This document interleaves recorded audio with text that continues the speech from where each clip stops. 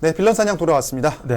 오늘 또 빌런 2마리 잡아봐야 돼서 시간이 좀 빠듯한데 네, 빨리 한번 가보죠. 가보죠. 네. 자, 첫 번째 빌런은 네, 장단기 금리 역전. 이거 지금까지 길이가 제일 긴 빌런이에요. 네. 한번 검색이나 해보자. 뭐라고 네. 하는지 도대체. 사다리가 나오네요. 네. 장단기 금리 역전. 제가 확대해서 좀 해보겠습니다. 이렇게.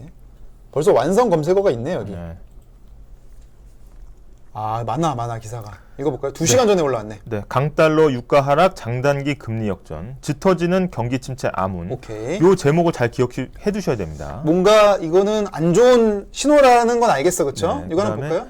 또 경기 침체 깜빡이 켠 미국 채권 시장, 장단기 금리차 역전. 이 뭔 소리야 이게? 네. 깜빡이를 또 왜 켜고? 네. 하여튼 보면 하나만 더 하나만 더 읽어보자. 이건 또 글로벌 아래 신호, 원유 원자재 값 급락, 미 국채 장단기 금리 역전.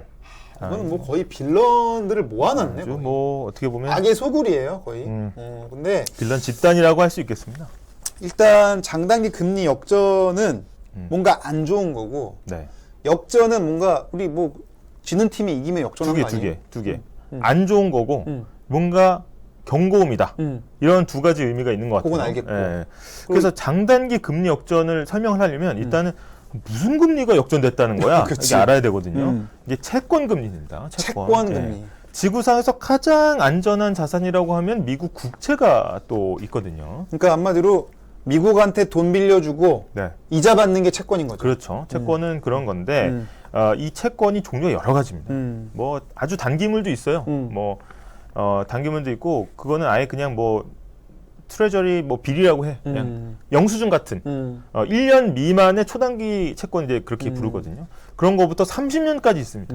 굉장히 긴 채권도 있어요. 그래서 이 미국이 자금을 조달하는 채권으로 미국 정부가 자금을 조달하는 채권의 만기가 엄청나게 다양하다. 그래서 장기, 긴 것도 있고 단기, 짧은 것도 있는데 여기 따라 금리가 다 다르지 않겠습니까? 이거는 우리가 이제 좀 바꿔 생각해 보자고요. 네. 그러니까 미국 정부를 은행이라고 한번 생각해 봐. 네. 그리고 은행도 정기예금 1년 이상, 30년 이상 하는 정기예금이 있고 네. 수시 입출금하는 예금이 있잖아요. 그렇죠. 근데 그게 아무래도 금리가 다 다르잖아요, 그것도. 금리가 다른데 만기가 길수록 이게 중요합니다. 만기가 길수록 금리가 높겠어요, 낮겠어요? 아니 당연히 오래 맡기면 금리 더 줘야지. 그렇죠. 왜냐? 아니, 중간에 무슨 일이 생길 줄 알아. 그렇지. 중간에 망할 수도 있고 돈은 안 갚을 수도 있고 이자가 안 들어올 수도 있잖아요. 그러면 이 채권에 대한 위험, 그 위험에 대한 대가를 요구할 거 아니야. 당연히 실제로 정기예금이 이자 더 주잖아요. 네, 정기예금이 이제 돈을 묶어놓으니까. 묶어놓으니까. 그 안에 무슨 일이 생길지 모르기 때문에 네, 돈을 길게 묶어놓으면 금리를 더 많이 줘야 된다. 그치. 그러면 이제 그래프로 그리면 어떻게 되겠어요? 그래프로 그리면 단기부터 장기까지 쭉 놓으면 단기에서 장기로 갈수록 금리가 이렇게 오르는 형태로 올라가겠지. 되겠죠. 예. 그런데 장단기 금리 역전이라는 건 이게 거꾸로 됐다는 거야. 그러면은 바꿔 말하면 네. 수시 입출금 금리가 더 높고 그러니까 내가 30년 맡기는 게 금리가 더 낮은 거야? 이미 뭐가 잘못된 게 느껴지지 않아? 아니 그럼 뭐하러 길게 맡겨? 내가 그러니까요. 이자도 낮은데. 네, 그렇죠. 이 장단기 금리 역전이 그래서 원래 일반적인 현상이 아니고 아주 특이한 현상인 거예요. 그럴 수밖에 네. 없는 거구나. 그런데 이게 원인이 있습니다. 단기 금리와 장기 금리가 다르다고 했잖아요. 이 단기 금리는 기준 금리에 영향을 많이 받아. 단기는 중앙은행이 올리면 올리는 거야. 이게 왜 그러냐면 생각해 보세요. 만기가 만약에 한 달이야. 그럼 만기 끝나면 다시 또 이자를 따질 거 아니에요. 네. 세로 고침을 계속 누르잖아, 단기는. 그렇죠. 그러니까 기준금리가 올라가면 계속 세로 고침이 반영이 빨리 되는 거고. 네. 장기는 30년 고정돼 있으니까 쭉 천천히 반영되는 그 차이가 있는 맞습니다. 그리고 일단은 단기 금리는 미국 중앙은행이 움직이는데 한국은행도 마찬가지예요. 한국은행이 금리를 올린다는 거는 어떻게 보면 은행 가가지고 내가 다 금리 올려라 이렇게 얘기하는 게 아니고 은행과 은행 간의 거래, 뭐 이런 초단기 거래가 있습니다. 그쵸. 초단기 거래에 대한 기준금리가 올라가는 거기 때문에 단기 금리가 일단 영향을 많이 받는다. 그것만 기억해 주시면 돼요. 그렇죠. 근데 장기 금리는 생각해 보세요. 내가 공장을 지어가지고 물건 만들려고 해. 그러면 하루짜리 일수 쓰겠어요? 아니지. 나는 이제 큰 그림을 그리는 거지. 큰 그림을 그리는 거예요. 생산 활동을 하려면 돈을 길게 빌려야 된단 그치. 말이야. 왜냐하면 내가 좀 안정적으로는 투자도 하고 물건을 만들어서 돈으로 다시 돌아오려면 기간이 오래 걸리니까 장기 금리는 산업하고 관련이 있습니다. 그러니까 어쨌든 우리가 딩딩 대학이 만약에 대학 건물을 세워야 되잖아. 그치. 그럼 이제 앞으로 30년 또 100년 교육을 내다보는 거 아니겠어요? 아니 뭐 1년짜리 우리가 돈 빌리면 짓다가 다시 갚으라고 할 거 아니에요. 그러니까 한 30년 길게 빌려놓는데 이 금리가 어떻게 보면은 여러 사장님들이 나 지금 공장 지어야 되는데 생산해야 되는데 돈 좀 빌려주세요 하면은 은행에서 이제 목이 좀 빳빳해지겠죠. 아니 너 금리 좀 더 비싸게 받을 거야 이렇게. 그러면 이제 사장님들이 좀 이렇게 축 처지잖아. 근데 지금은 어떤 상황이냐면 아니, 채권을 이제 어떻게든 빌려주려고 그래. 이자 놀이를 좀 하려고 하는데 사장님들이 나 돈 필요 없어요. 우리 지금 대학 못 세워. 지금 우리가 공장 짓고 이런 거 할 때가 아니야 지금. 이렇게 손사래를 치는 어떻게 보면 그런 상황이기 때문에 채권이 공급이 많다 오히려. 그러니까 쉽게 말해서 공장 사장님들이 서로 돈 빌리려고 장기로 그렇죠. 달려들면은 경쟁을 하니까 당연히 이자가 점점 올라가는데 경쟁을 안 하는 거지. 네, 경쟁 안 해. 돈 안 빌려. 야 공장 못 지어. 네. 그러니까 나 우리 돈 남는데 그럼 이거 좀 싸게 줄게 가져가. 그렇죠. 이렇게 지금 좀 내려가는 거야 장기가. 그러니까 그래서. 장기 금리가 지금 내려가는 거는 경제 전체적으로 보면 공장 사장님들이 나 생산 안 할래. 왜?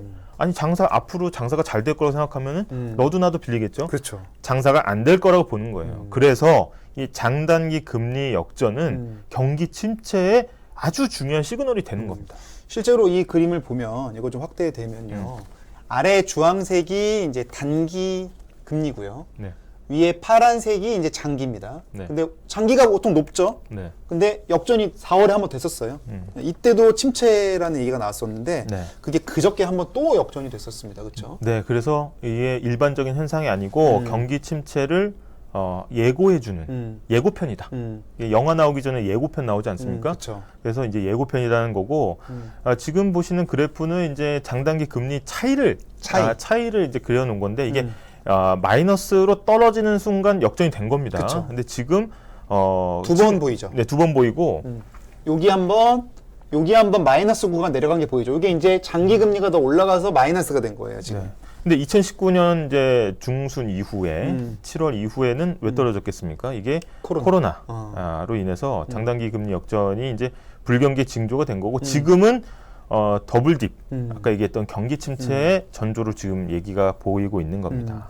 근데 그렇다고 해서 이 장단기 금리가 역전되면은 뭐 100% 침체냐 그런 건 아닌 거고. 그런 건 아닙니다. 하지만 우리 구리 박사 얘기하지 않았습니까? 이제 국제 구리 가격이 하락하면은 똑같아요. 사장님들이 구리를 써야 되는데 구리를 안 쓴다는 얘기야. 그치. 그럼 생산 안 한다는 얘기거든. 그쵸. 그럼 앞으로 경기가 다운될 거다라는 강력한 신호다. 네. 그래서 지금 이제 정리를 해보면 미국 같은 경우에는 총 13번의 경기 침체 중에 10번 정도가 장단기 금리 역전 뒤에 왔대요. 그러니까 경험적으로 네.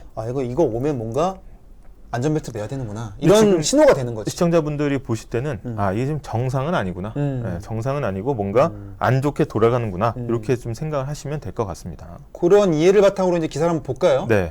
볼게요. 이제 이해되지. 자, 볼까요? 자, 강달러 유가 하락, 장단기 금리 역전, 짙어지는 경기 침체 암운. 예를 들어서 사장님들이 공장을 돌릴 때 돈도 빌려야 되지만 뭘 써야 돼요? 석유를 사와야 될 거 아니야? 그렇지. 공장을 돌리려면 기름을 사와야 되는데 기름 안 사는 거예요. 공장은 안 지을 거니까. 그래서 유가가 하락이 되는 겁니다, 지금. 그리고 위험해 보이고 불안하니까 안전한 거 선호할 거 아니겠어요? 그래서 다 달러를 살려고 그래. 네, 그래서 강달러. 달러 가격이 굉장히 강세를 보이고 있다. 그리고 나오죠. 이것도 이제 이해가 되죠. 네. 읽어볼까요? 네. 또 경기 침체 깜빡이 켠 미국 채권 시장 장단기 금리 차 역전. 그래서 일단 장단기가 원래는 장기 금리가 올라야 되는데 높아야 되는데 그게 하락하면서 경기 침체 신호가 온다. 이렇게 요약을 해볼 수가 있겠습니다. 그래서 장단기 금리가 침체 직전에 나오는 신호기 때문에 신호다. 그래서 깜빡이를 켰다는 거예요. 네. 이제 곧 우회전합니다 하듯이 미리 예고를 해줬다 이런 의미로 썼고 이 R만 좀 설명해 주시고 마무리할까요? 네, R은 이제 리세션, 그러니까 경기 침체를 뜻하는 거기 때문에 별거 없어요. 글로벌 R의 신호는 그냥 경기 침체 오나 보다 라는 거고 이걸 어떻게 할 수 있냐? 원유 원자재 값 급락하고 미국 국채 장단기 금리 역전됐네. 그렇죠. 이거 경기 침체의 전형적인 신호인데 다 얘기했던 거잖아요, 지금. 네, 그래서 이렇게 기사를 해독을 할 수가 있는 겁니다. 네. 지금 자야님께서 이런 상황일 땐 어떤 대비를 해야 할까 하셨는데 이게 참 개인으로서는 허리를 졸라매는 방법밖에는 지금 없어요. 네. 근데 이거 저희가 사실 컨텐츠로 준비는 하고 있잖아요. 네, 하고 그렇죠? 있습니다. 그래서 생존법을 준비를 하고 있는데 일단 뭐 여기서 스태그플레이션 상황이 지금 굉장히 우려가 되는데 스태그플레이션 상황에서는 사실 정부의 정책도 크게 기대하기가 어려운 상황입니다. 그래서 하여튼 국제 정세가 잘 풀리기를 뭐 기대를 해야 되지만 우리가 그렇게 했다고 기도만 하고 손 놓을 수는 없잖아요. 그렇죠. 네. 이 겨울을 보내는 월동 준비를 해야 되기 때문에 네. 거기에 대한 컨텐츠를 저희가 생존법을 만들고 있습니다. 네, 저희가 지금 원래 두 번째 빌런을 살펴보긴 해야 되는데 네. 이게 또 장단기 역전하다가 또 시간이 벌써 8시 50분이 됐거든요. 네. 그래서 저희 준비한 두 번째 빌런은 또 내일이나 또 다음에 소개를 해드리기로 하고 아주 막 급한 빌런은 아니기 네, 때문에 저희가 일단은 뭐 오늘은 이것만 챙겨가시면 되겠습니다. 네. 장단기 역전. 요 놈만 이거. 잡아도 뭐 엄청나게 큰 놈이기 때문에 근데 어디 가서 이제 얘기 나오면 네. 아, 그거 원뒤로는 경기 침체 그래, 오기가 쉽잖아. 원래 장기가 원래 더 금리 비싸야 돼. 근데 지금 거꾸로 됐잖아. 기업들이 투자에 대한 지금 불안감이 있는 거잖아. 뭐 이러면 사람들이 뭐야? 딩딩당 좀 봤는데? 약간 그렇죠. 이런 말이 나오겠죠. 맞습니다. 자, 그럼 여기까지 저희가 정리해봤고요. 네.